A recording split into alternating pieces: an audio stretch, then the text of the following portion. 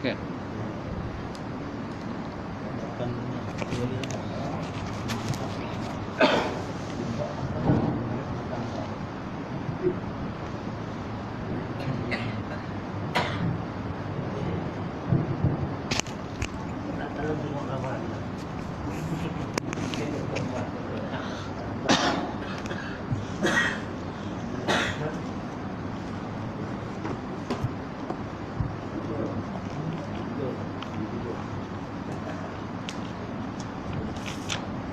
Baik, kita mulakan kuliah malam ni dengan sama-sama membaca Ummul Kitab ila hadratin Nabi Muhammadin Mustafa Rasulullah sallallahu alaihi wasallam wa ala alihi kiram ashabil izam insyaallah Al-Fatihah.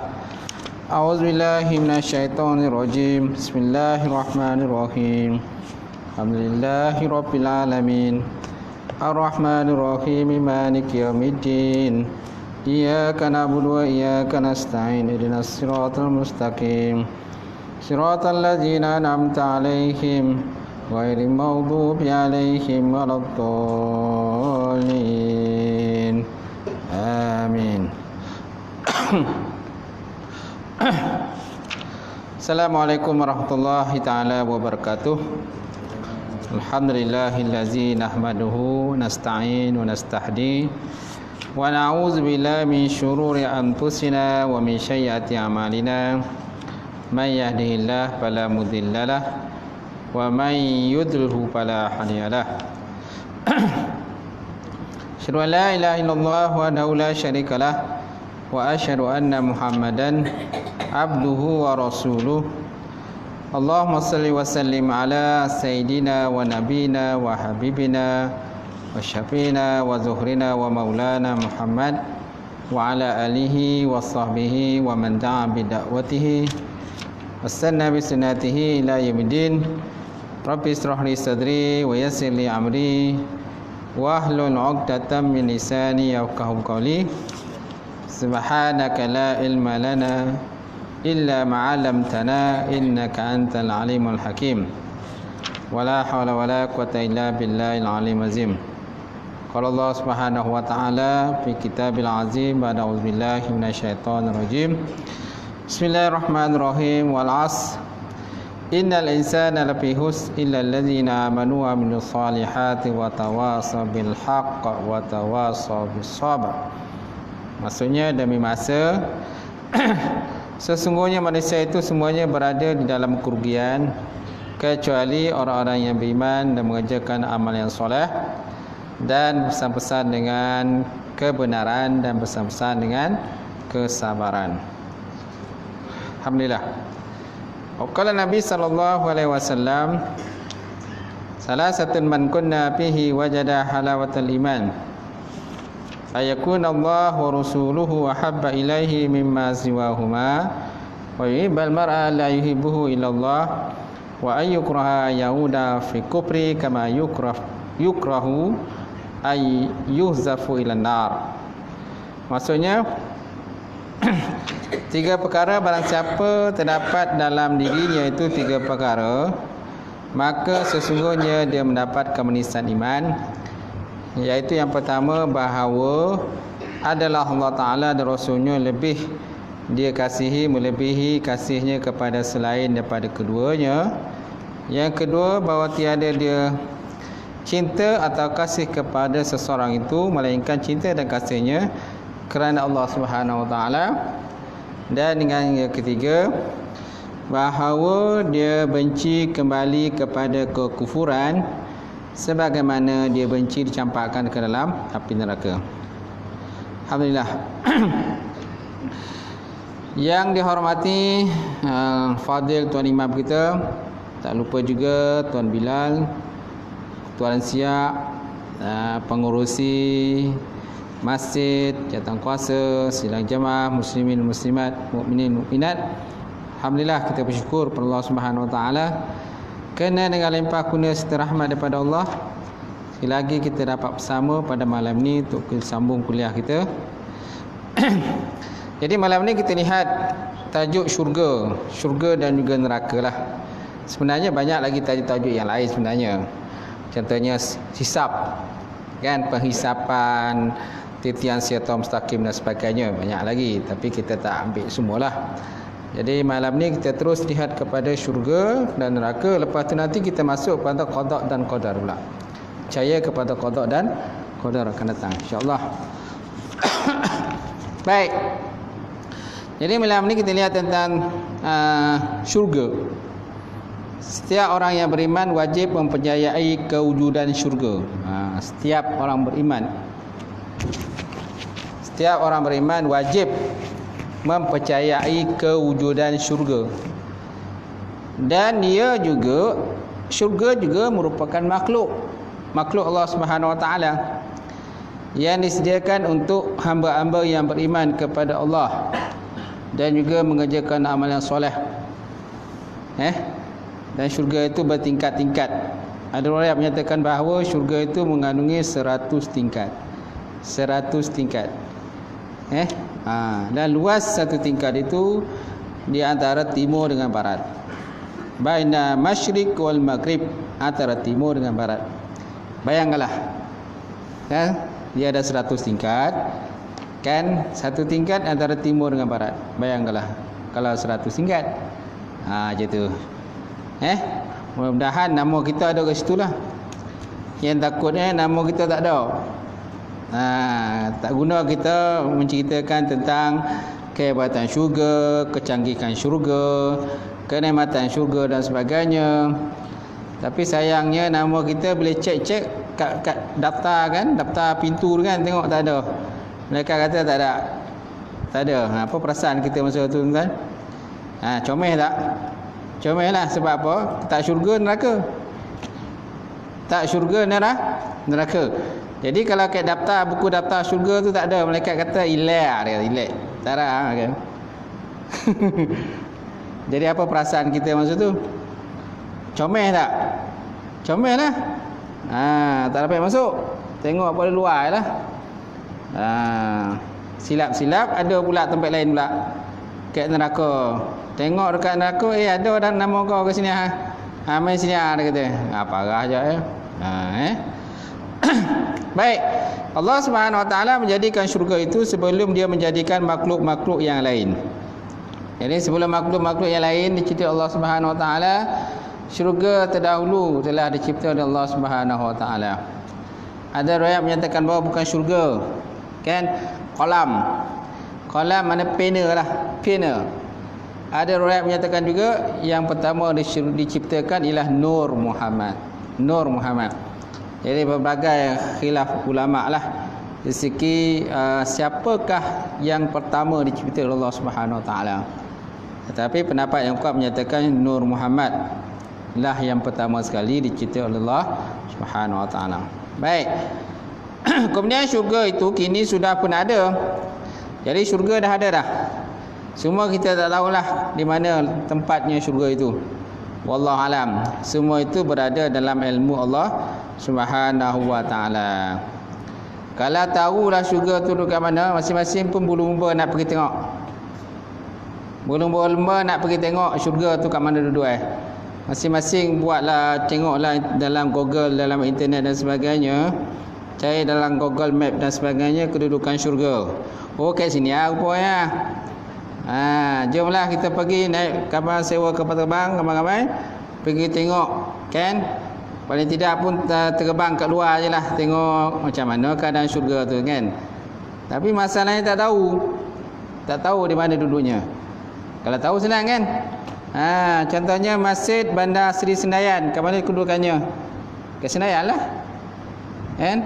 Masing-masing pun pergilah ramai-ramai tengok. Wah, hebat Masjid Seri Senayan ni, kan? Dengan corak dia, dengan ukiran dia dan sebagainya. Jadi kita tahu senang. Ni masalahnya tak tahu, tapi ada. Dan dia kekal selama-lamanya, tidak rosak binasa. Dalam Quran, syurga ada mempunyai beberapa nama. Jadi syurga ada pelbagai nama. Pertama, Jannatul Ma'wa. Apa maksud Jannatul Ma'wa? Syurga tempat kembali. Jannatul Ma'wa, tempat kembali. Kemudian Jannatul Adnin. Jannatul Adnin maksudnya tempat tinggal yang kekal. Yang ketiga Darul Khulud. Darul Khulud, rumah yang kekal abadi, lebih kurang samalah tu. Tempat tinggal yang kekal ataupun kekal abadi, rumah kekal abadi. Jannatul Firdaus. Jannatul Firdaus ni syurga Firdaus lah, syurga yang paling tinggi. Syurga yang paling tinggi ialah Jannatul Firdaus. Yang duduknya itu para nabi, para rasul dan sebagainya lah. Kemudian yang kelima Darussalam, rumah yang sejahtera. Yang keenam Darul Maqamah. Darul Maqamah maksudnya rumah yang tenteram. Jannatul Naim, rumah yang bernikmat. Maqamul Amin. Maqamun Amin, kedudukan yang sentosa. Kedudukan yang sentosa. Jadi ada berapa tuan-tuan? 8. Itu sebabnya orang kata syurga ni ada 8 pintu. Ada 8 pintu semaknanya 8 pintu tu maksudnya ada 8 nama lah. Ada 8 nama syurga itu. Ada juga riwayat Melayu menyatakan ada lagi nama lain. Syurga Ar-Rayyan. Babur Ar-Rayyan ataupun syurga Ar-Rayyan lah. Syurga untuk orang yang berpuasa. Seorang yang berpuasa akan masuk dalam pintu syurga berkenaan. Tak kisahlah apa namanya, tak kisah. Janji nama kita ada.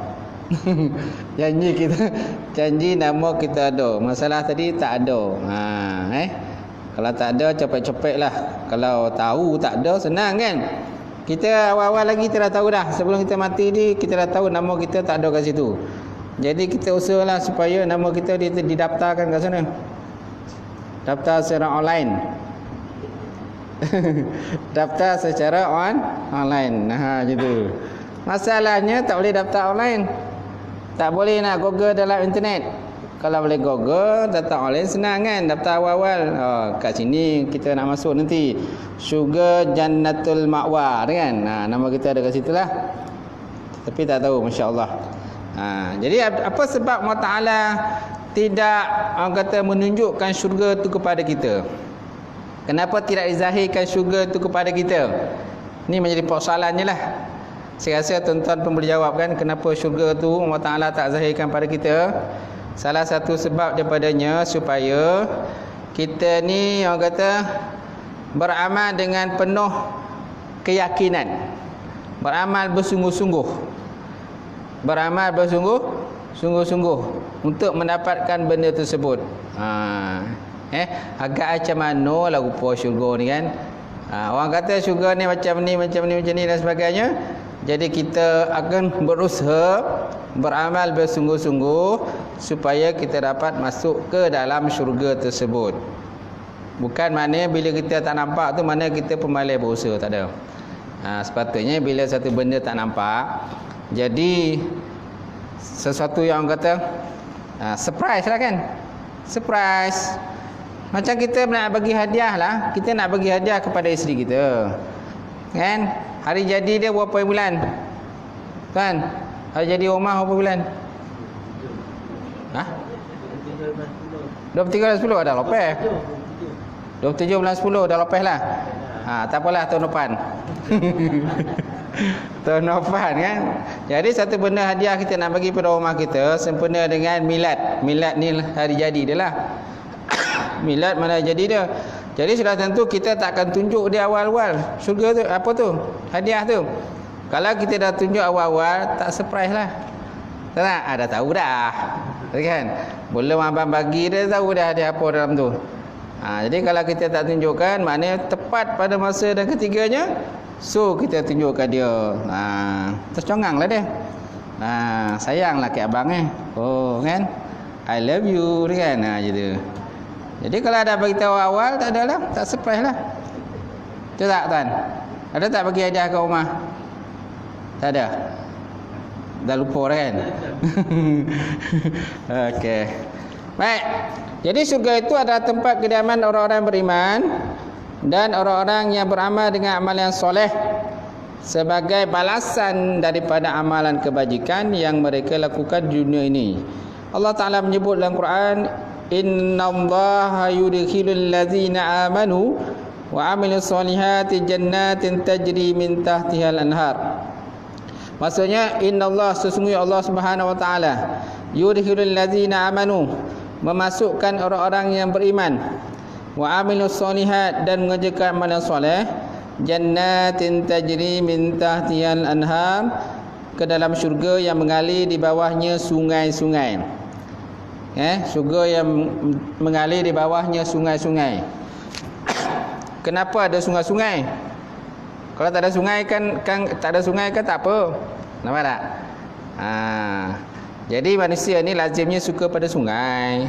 Itu sebabnya dalam syurga pun ada sungai. Kan? Cuba tengok kalau tempat-tempat yang ada sungai, dia akan jadi tempat rekreasi tu tak? Tempat rekreasi, sama ada orang nak memancing ke, orang nak berenang ke, tak? Orang nak menyelam ke, tak? Nak berkayak ke dan sebagainya. Jadi perlu ada sungai. Ke sungai pun ada ikan dan sebagainya. Jadi dalam dunia ni sungai adalah satu benda yang sangat penting kepada manusia. Dia akan melahirkan ketenangan, kesukaan, kegembiraan dan sebagainya. Kalau tak ada sungai macam mana? Ceria tak? Tak ceria kan? Kalau dapat buat rumah tu depan sungai kelelok kan? Ada sungai. Kalau tak ada sungai pun parit je lah. Jadilah. Parit pun jadi kan? Janji ada air yang mengalir. Ada air yang mengalir. Kalau ada air terjun lagi pula syok. Buat rumah, depan rumah tu ada air terjun. Boleh terjun dalam tu setiap hari. Setiap hari terjun. Suka tak tuan-tuan? Suka kan? Seronok kan? Depan rumah kita ada sungai, ada air terjun dan sebagainya. Jadi dalam syurga tu kenapa Allah Ta'ala letak sungai? Kerana manusia keinginan dia begitu. Nampak? Keinginan dia, kesukaan dia kepada sungai. Dan sungai itu pula berbeza dengan sungai dalam dunia pula. Di syurga ada berapa sungai tuan-tuan? Ada 4 sungai kan? Sungai susu, sungai madu, sungai apa lagi? Arak. Lagi? Sungai apa? Zam-zam. Sungai madu. Madu, susu, tawar. Arak. Adalah 4 jenis sungai kan? Jadi maknanya sungai itu berbeza dengan sungai dalam dunia. Sungai juga nama dia. Tapi sungainya berbezalah, sungai susu, sungai arak, sungai madu dan sebagainya. Yang mana sungai-sungai itu macam arak tu tak samalah dengan arak di dunia. Kalau arak di dunia dengan syurga tu sama juga, akhirnya kalau kita minum dalam syurga tu kita pun mabuk lah jadinya. Sedangkan Allah Ta'ala tak suka mabuk. Allah Ta'ala tak suka pada mabuk-mabuk. Kerana syurga tu tidak ada mabuk. Yang ada mabuk cinta ada.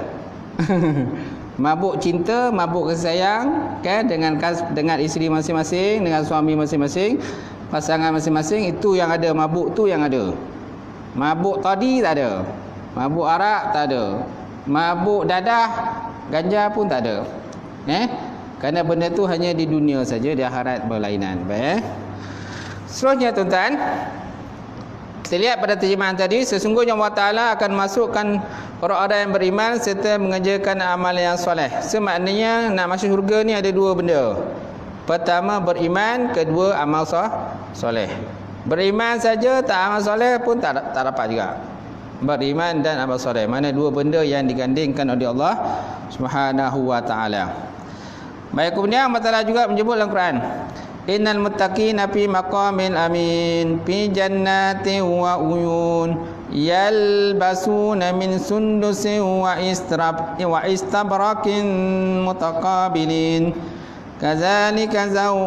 kadzalika wa zawwajnahum bihurin 'ain yad'una fiha bikulli fakihatin aminin la yazuquna fiha al-mauta illa al-mautatal ula wa waqahum azabal jahim fadlan min rabbik zalika huwal fawzul azim innama yassarnahu bilisanika la'allahum yatazakkarun fartaqib Fartaqib innahum murtakibun. Surah Ad-Dukhan ayat 51 hingga 59. Apa maksudnya tuan-tuan? Ini nak cerita tentang syurga juga. Keadaan dalam syurga itu. Innal muttaqina fi maqamin amin. Sesungguhnya orang-orang yang bertakwa kepada Allah Subhanahu Wa Taala berada pada syurga yang bernama Maqamul Amin. Kerana syurga ada 8 nama ya. Salah satunya yang ke-8 tu Maqamul Amin. Jadi Maqamul Amin ini nama salah satu daripada nama syurga. Jadi sesungguhnya orang bertakwa kepada Allah akan ditempatkan di tempat yang tinggal yang aman. Aman sentiasa. Aman, tenang, sonok je kan? Macam tu. Fi jannatin wa uyun. Fi jannatin wa uyun, dalam syurga, dan juga dalam syurga itu terdapat uyun. Uyun ni mata-mata air. Mata-mata air yang terpancar. Mata-mata air yang terpancar keluar daripada tanah syurga. Kemudian yalbasuna min sundusin wa istabarakin mutaqabilin. Kemudian mereka memakai pakaian daripada sutera yang halus dan sutera yang tebal yang bersulam. Mereka memakai pakaian daripada sutera yang halus dan sutera yang tebal yang bersulam. Nampak? Pakai sutera. Sama ada lelaki perempuan akan pakai sutera. Kalau dalam dunia ni orang lelaki diharamkan daripada memakai emas dan sutera kan? Tak boleh. Kecuali lah kalau orang sakit kan, yang sakit kulit dan sebagainya, maka dibolehkan memakai sutera lah demi untuk merawat sakit tadi. Kalau sebut benda tu, sebut dalam kitab fiqh. Tapi kalau tak ada penyakit apa-apa, maka orang lelaki diharamkan daripada memakai emas dan juga sutera. Jadi sutera yang terdapat di syurga tu ialah sutera yang halus, dan terdapat juga sutera yang tebal lagi yang bersulam. Kemudian kadzalika wazawwajnahum bihurin ain. Bihurun ain. Kemudian kan mereka duduk di tempat perhimpunan sentiasa berharapan-harapan di atas pelamin-pelamin masing-masing. Di atas pelamin-pelamin masing-masing. Okey, kemudian demikian lagi keadaannya mereka, kami jadikan kawan teman mereka bidadari yang putih melepak. Bidadari yang putih melepak.